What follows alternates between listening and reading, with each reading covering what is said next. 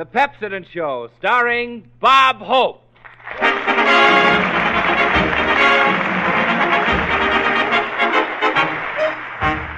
We're not one for bragging, but if your party's lagging, just remember where there's life you'll find Bob Hope. Thank you so much. How do you do, ladies and gentlemen? This is Bob, way out west Hope, who says if you want to be a Western pal to your gal, just say, listen, Sal, use Pepsodent, and you won't have empty molars in the old corral.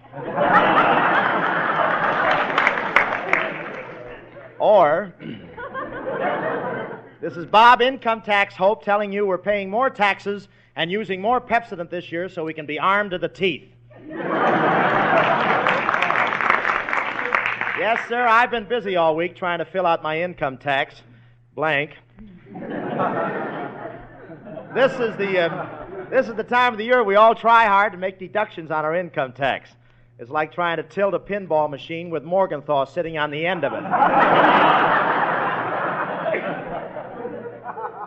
I sent Henry Morgenthau a big tube of Pepsodent so I can clean him while he's cleaning me.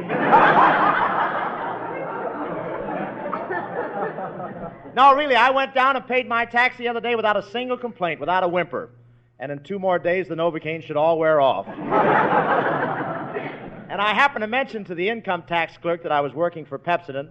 Clerk says, we have a little radio program of our own. It's called Truth or Consequences.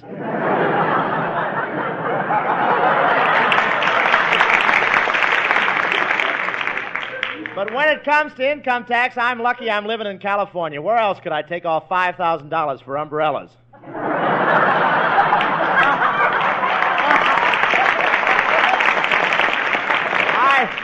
I shouldn't say that because the weather is beautiful now. We're now having the kind of weather we weren't having when we said we had it.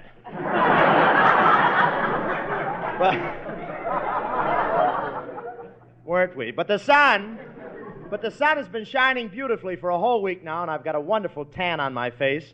That is the part above the waterline.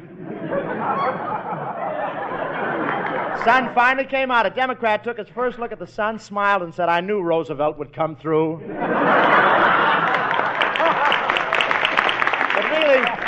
But really, it's amazing what happened on Sunset Boulevard. When the water finally went down, they found 2 taxis, 3 buses, and an octopus who'd taken a wrong turn at Redondo Beach.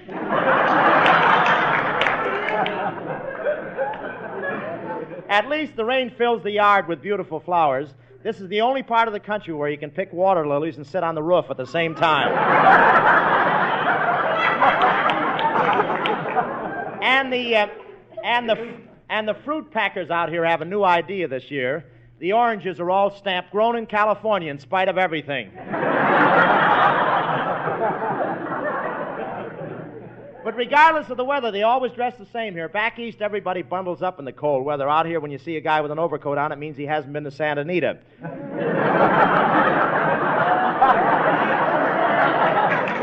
And it's wonderful the way you can pick oranges right off the trees out here. They told me at the hospital as they removed the buckshot.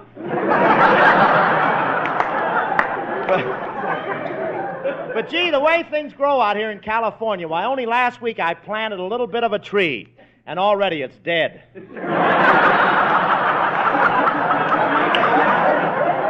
I want to tell you, and everything in California grows so fast. In fact, every time the stork delivers the baby, he throws in a package of blue blades. I'll be back. Every time the stork delivers the baby, he throws in a package of blue blades free.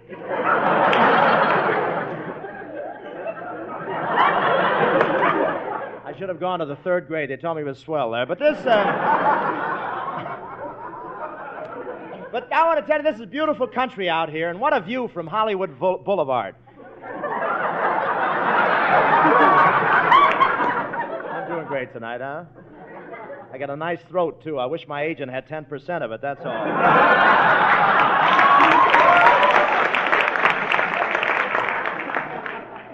But what a beautiful view from Hollywood Boulevard.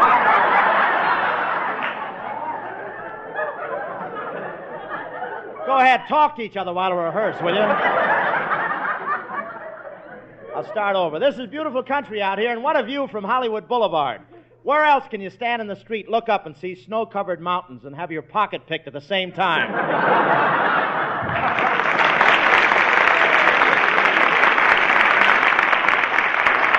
Thank you. I'm glad it's over, too. Mr. Hope. Yes? Mr. Hope, I represent the Rainy Day Savings Association. Yeah, what do? Save them up and send them to Florida? Oh, no, you misunderstand, Mr. Hope. This is about money. Have you enough money put away for a big rain? No, but I've got quite a bit. I've got quite a bit. I say, have you enough money put away for Just read your lines. I'm lousy. Mr. Hope, I'm simply asking a very question.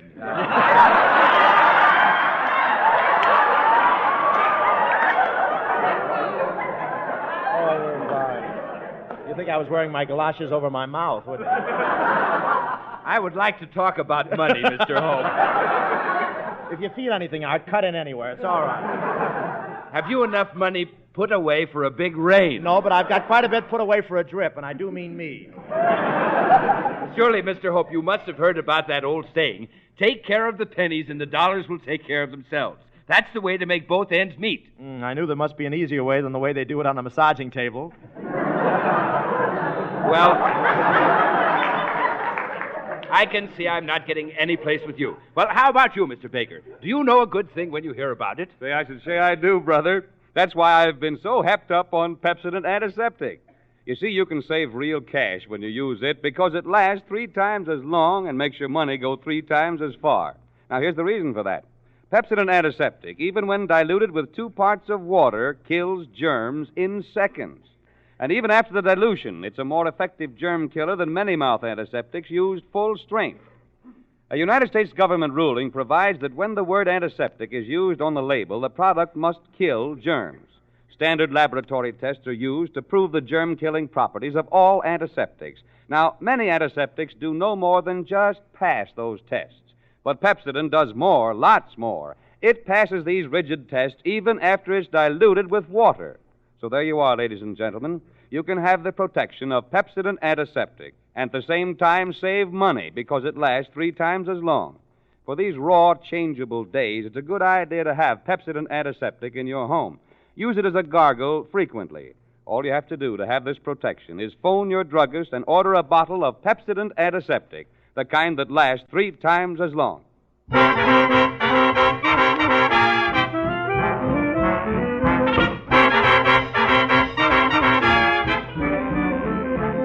With a twist of the wrist, with your lips that insist, with that come-hither look in your eye. Just when I think we through, you do magic and make me love you. At the drop of a hat, it's as easy as that, with the merest attempt at a sigh.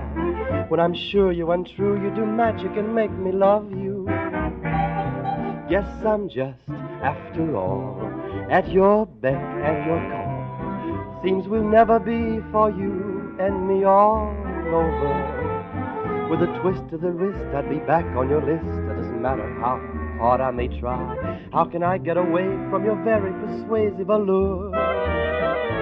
With a twist of the wrist, I'm yours.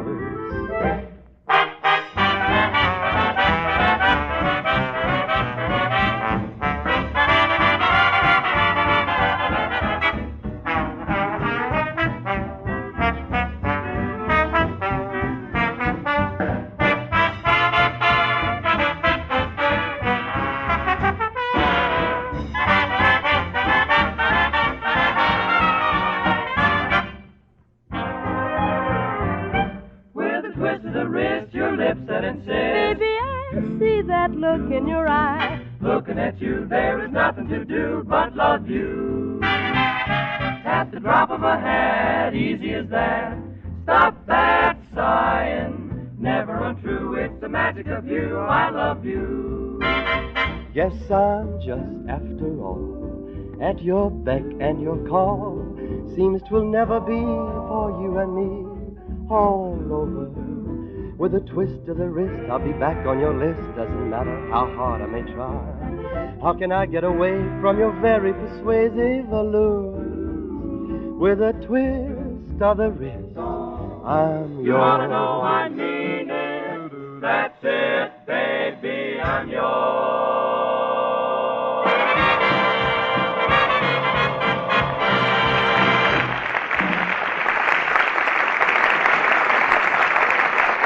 Yes, sir. That was Skinny Ennis and the Six Hits and a Miss singing Twist of the Wrist from the sensational New York production Crazy with the Heat. Say, Bill Goodman. Oh, hello, Bob. You know, Bob, it's kind of tough getting back to work after all the fun we had over there at Catalina Island. Oh, it sure is, Bill. When we got there, did you see those pretty girls in short bathing suits standing with the ocean in back of them? Oh, was that the ocean in back of them? Gee, what a place that Catalina is. And those girls over there are so young and fresh, you know, just like little buds. Yeah, I saw you trying to collect a corsage. Say, how big was that bathing suit your girl was wearing? Well, my girl's was even smaller. You know, Bob, if girls' bathing suits get any smaller, they'll have to go in the water. Yeah. I thought it was darn nice of you, though, to take your girl on that swell boat trip to Catalina. Oh, it was nothing. Gee, she rows well, doesn't she?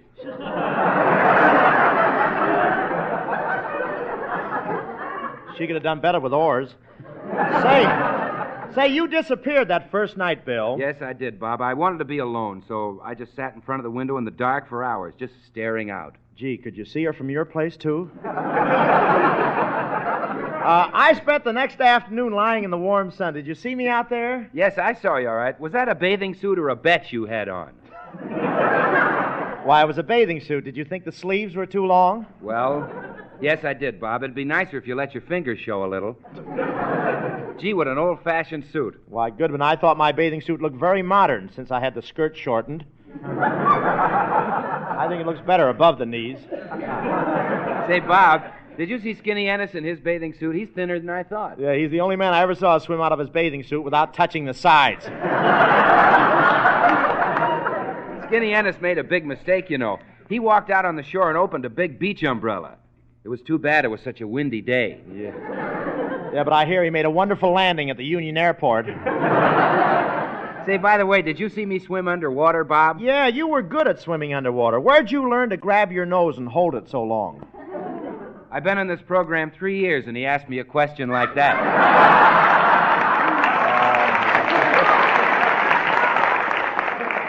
Say, but I'm glad we went over to Catalina. Those little trips really helped me. I wonder where I should go next. I wonder where I should go next. No coaching from the audience, please. Say, Rob, did you see the Chicago Cubs training over there? Sure, Bill. That wasn't a very high fence. I even brought one of the Cubs back with me. Ladies and gentlemen, as a special treat, it is my pleasure to present one of baseball's outstanding pitchers and personalities at present in training with the Chicago Cubs at Catalina Island, Dizzy Dean.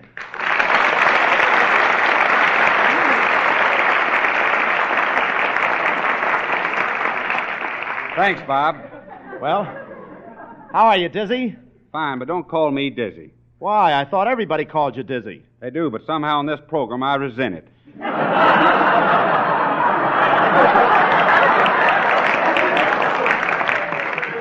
You see, it's only my bullpen name. Well, if it isn't Dizzy Dean, what is your right name? You know, the name on your bank account, on the checks you sign. Oh, that's Mrs. Dizzy Dean. Dizzy, you actually mean she wears the baseball pants in your family? Yeah, and on her in this town, they'd look good.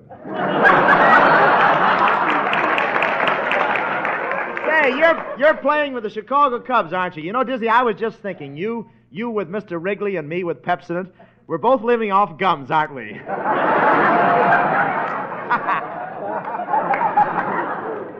Tell me, does Mr. Wrigley make you work during the off-season? Does he? Bob, you know those three little green men that dance around advertising his gum? Why, yes. Well, this winter there were 4 of us. Say, Bob, you seemed to enjoy it when you were over watching our spring training. You ought to come over and visit me again on the island. Maybe next Friday. I can't, Dizzy. That's the day I visit my brother on his island. By the way, do you know my brother? Daffy?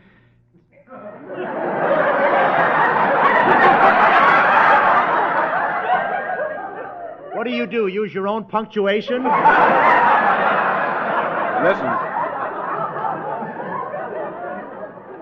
Listen, when I see a comma, I emphasize it. What's that? When I see a comma, I emphasize it. Coma? I don't like to get personal. Did you ever room with Maxie Rosenblum? Only when I went to Harvard. Let's get back to the dull stuff. Say, Dizzy, I was sorry to hear you had a little trouble with your arm. What was the matter? Well, my doctor thought it might be a bad tooth. He wanted to pull it, but fortunately a friend of mine had told him about Pepsodent toothpaste. Yes, go on. Boy, on this program you have to sweat for your money.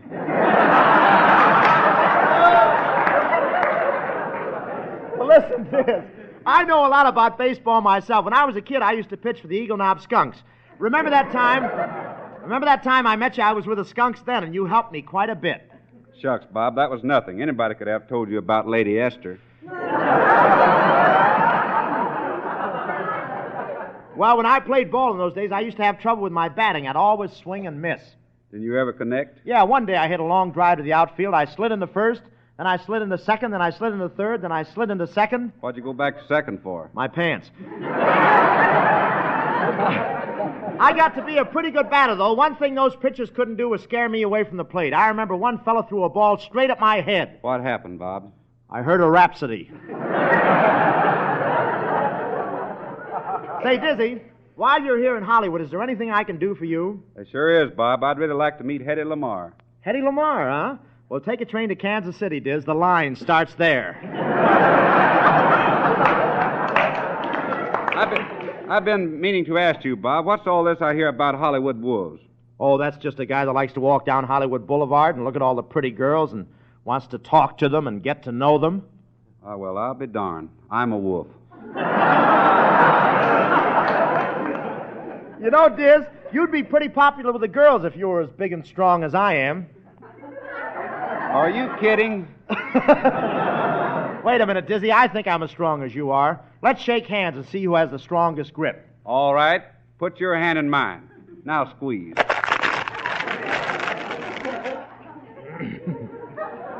Now will you put it in my pocket for me?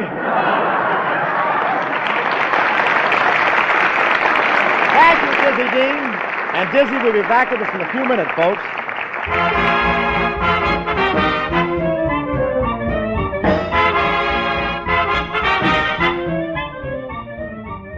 And now a funny little story about a funny little fellow whose name was Alexander. The Six Hits and the Miss Pauline, Professor Colonna, Bill Goodman, Brendan Cabina, and Skinny Ennis's orchestra will help me tell you about Alexander the Swoos. Here comes little Alexander, what a funny-looking gander. He's half swan and he's half goose. Ha, ha, ha, he's just a swoos. Oh, mother, mother, mother goose, why am I not like brother goose? The other geese just laugh at me and call me a catastrophe. Swoos, swoos, Alexander is a swoos, swoos. Alexander is a swoos, half swan, half goose. Alexander is a swoos. Whenever they play hide and seek, I hide my head 'cause I'm a freak. They say my pappy was a swan, a good-for-nothing vagabond. Swoos, swoos, Alexander is a swoos, swoos. Alexander is a swoos, big feet, big beak. Alexander is a freak. They're so unkind, but I don't mind their slander. Whoa, whoa, whoa, I'm just disturbed because I heard they're gonna cook my goosey gander. Guess you'll have to run away. We know what they'll do if you stay. I'd rather be a refugee instead of chicken fricassee.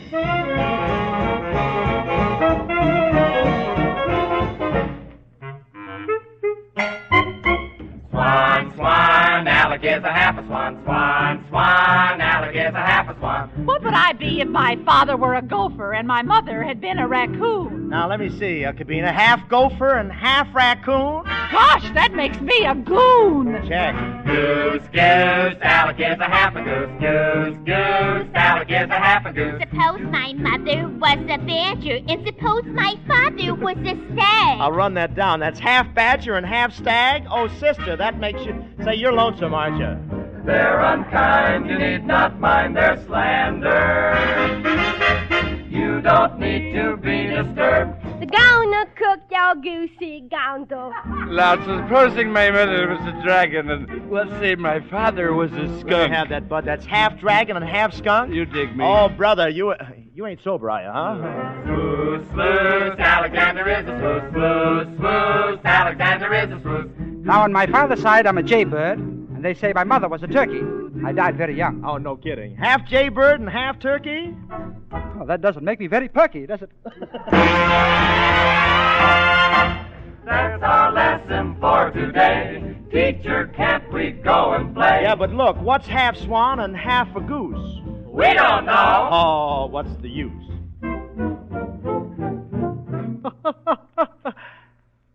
What are you laughing at, Kelowna? Alexander is a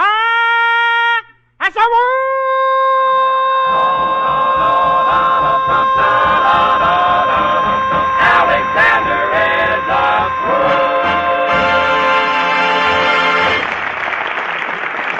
Oh, you can really empty a studio, that, Jerry. That was the entire mob and Jim the cop, ladies and gentlemen. Say, Bob, who's that girl over there at the piano? What's she doing all alone? She looks like she hasn't got a friend in the world. Gosh, I feel sorry for her. As a matter of fact, she hasn't got many friends. A swell kid like that, too. I met her for the first time at Helen's about a month ago. Well, what's the payoff? Well, we were telling all about our lives. Heart-to-heart stuff, you know. Would have been okay over the telephone, but not face-to-face. Oh, it's a darn shame. Yes, it is a shame that anyone need suffer from this kind of a whispering campaign, especially when it's usually so easy to avoid. There's no trick at all in keeping your breath sweet and pure. Why, in just a few seconds, Pepsodent Antiseptic makes your mouth feel refreshed and your breath fresh and clean. Here's all you have to do. Before you go out where you'll meet people, gargle with Pepsodent Antiseptic for a few seconds. It gives 3 times as much safe breath protection because, even when it's diluted with 2 parts of water, it's still an effective antiseptic.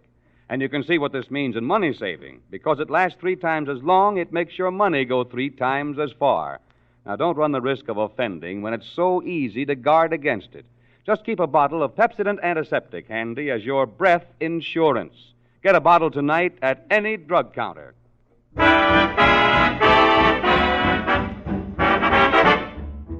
How much longer must I wait, Dizzy? Tell me.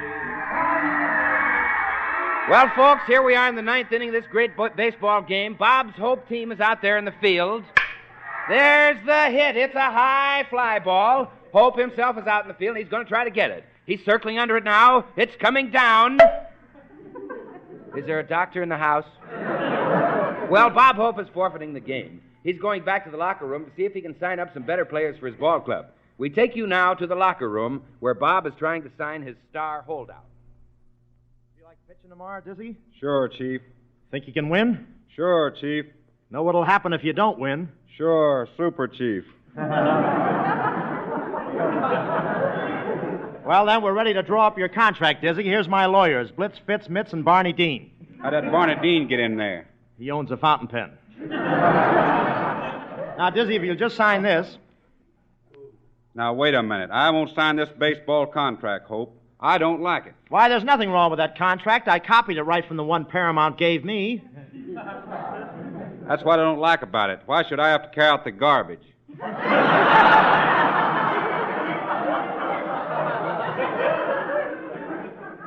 I don't carry out the garbage at Paramount. My nose turns up like this naturally. I don't know whether I like this contract or not. Where's the part where it says how much money I get? Right there in the white print. Now, come on. Now, come on, Dizzy, sign up. And remember, you'll have to abide by our training rules. You can't go out with girls, understand? Listen here. If I want to go out with a girl, I'll go out with a girl, see? Oh, yeah? Yeah. Oh, yeah? Yeah. Has she got a friend? Never mind. Never mind, I ain't going to sign. Listen, Diz, you better sign with me because right now my assistant is in New York trying to sign up one of the greatest baseball players of all time, Babe Ruth. Hello? Great news. This is your assistant, Kelowna, and I'm in New York talking with the babe. She said no. Professor, you're supposed to be signing up a baseball player. Well, I have. I've just signed up a trained bear to play second base. A bear? Kelowna, that's dangerous. Oh, nonsense. This bear is trained, and I've got him eating out of my hand. In fact, I'm going to feed him a little piece of candy now, and he'll eat it right out of my hand. Here, nice bear, eat this piece of candy. Yes, boss, I've got him eating right out of my shoulder.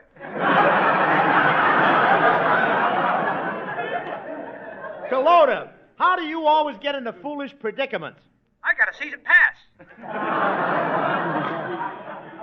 Well, you know, Diz, I really don't need you. I'm negotiating with another great picture. Did you ever hear about Skinny Ennis? Sure, I know all about Skinny Ennis. Isn't it a shame? I'll get it, Diz. Hello, Hope's Pepsodent Polecats. Our catcher's sly, our pitcher's mysterious, and we expect to win the World Series.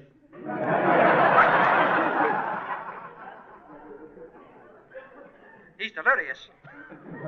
Listen, Hope, great news. I just found a baseball pitcher who can pitch a curve, a spitball, a drop, and a fastball all at the same time. Professor, in order to do that, a player would have to have 4 arms. That's impossible. You hear that, Joe? Is it impossible? Well, stop shaking one head yes and the other one no. Professor, you signed up a baseball player who has 2 heads and 4 arms? Yes, 2 arms face one way and 2 arms face the other way. It's wonderful. What's so wonderful about it? He can scratch himself any place. Kelowna, you irk me. No, you irk me. You're a bigger irk. Say, Diz, look out the window. Here come the pitcher and catcher Kelowna signed up for me yesterday. Let's listen to what they're saying. Brenda, what is it, Cobina? Isn't it swell us being baseball players? Yeah, but you take the game too seriously. What an argument you gave that umpire because you didn't like his decision. Oh, I didn't mind his decision, but I got awful sore when he dusted home plate with my hair. Yeah, at least he should have taken it off your head first. Cobina, do you really like being a baseball player? Sure. Oh, I've had so much fun since I was in Seattle during the blackout. Oh, gosh, baseball players are so romantic. I was out with a baseball player once. He was with the Yankees. With the Yankees? Where'd you meet him? Walking through Central Park? No, marching through Georgia. Say, you went out with a baseball player from the house of David, didn't you? Yeah. He had a great big bushy beard all over his face. Did you neck with him? Yeah. It's the first time I ever kissed a guy and had 2 helpings of shredded wheat. Oh, you know, every time I wanted to kiss him, he'd cry so hard tears rolled into his beard. Well, what did you do when you wanted him to kiss you? Oh, I'd just say, shoot the shrubbery to me, blubbery. Oh, come on. Here's Bobsy's office. Let's go in. Hello, Bobsy. Oh, hello, girls. And when I call you that, I'm spreading propaganda. Hey, what is this? Oh, Dizzy, let me introduce you formally. These are Brenda and Cobina. Hello. Nice to meet all the DiMaggio boys. Say, Dizzy, just put your arms around my neck and show me how to play baseball. Come on, put your arms around my neck. Wait a minute. That's not baseball. Every game I try to play, some wise guy's got to umpire. Oh, now get out of here. I've got to talk to Diz. Say, Diz, now that I see what kind of baseball players Kelowna sent me, there's nothing I can do but hire you at whatever salary you want. It's my only chance. Well, Bob, I'll sign, but only if you give me a salary of $50,000 and 10% at the gate on weekdays and 15% on Sundays. Okay. Gosh, Bobsy, how are you going to figure that out? Oh, don't worry, Cobina. I've got this automatic adding, subtracting, and multiplying machine here. It'll add up those figures in a jiffy, and I'll finally have Dizzy signed. Here goes. I press the button on the adding machine.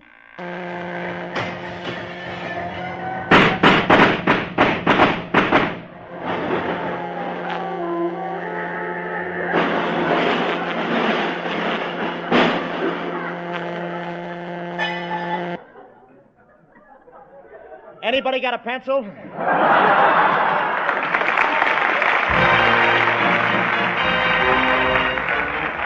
night, ladies and gentlemen. Next week, we're going to have a big show because we're going to have the groaner, old Bing, back here. And we're really going to do a little road of some kind, I don't know. But Bing Crosby will be here next week, and the regular gang. Good night. Don't forget next week, ladies and gentlemen, Bing Crosby and Bob Hope. This is Bill Goodwin saying goodnight for Pepsodent. This is the National Broadcasting Company.